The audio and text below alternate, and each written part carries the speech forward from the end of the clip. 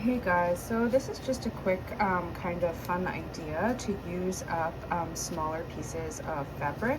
I had a cutoff of some canvas that I had used to line some of my bags, and I decided to use some stencils which came from my watercolor and collaging practice, and to kind of use them with fabric markers, which is what I did here. And then I've cut them out and simply ironed them onto some heat and bond. And now they make really cool patches that you can put on bags, you can put on clothes, you can put on, I mean, I'm pretty sure anything that can be ironed. So just like a really fun way of kind of combining mixed media supplies with upcycled fabric scraps, also some lino printing and some mixed media techniques to make them.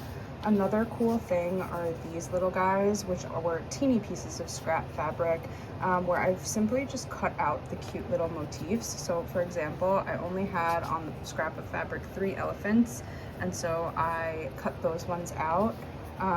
There was another piece of small fabric that had cats on them, so I've cut out, I mean, one of them was only a piece of a cat, and I've mounted that onto another piece of scrap fabric. Again, just simply with heat and bond on the other side, and now these make some super cool patches. Another idea is to cut out a simple shape from a small scrap and then to heat and bond that onto another small scrap. So this is some vintage velveteen that I had left over, and then I have added a small scrap of fabric onto that, and now this is its own patch. And this again was just like a small motif from a piece of fabric that I really loved, and I only had a little bit left of, and now that can be a patch in and of itself. So those are just some ideas of how to use different supplies if you have you know, a practice that isn't solely in textiles like me, where I also really enjoy lino printing and collage.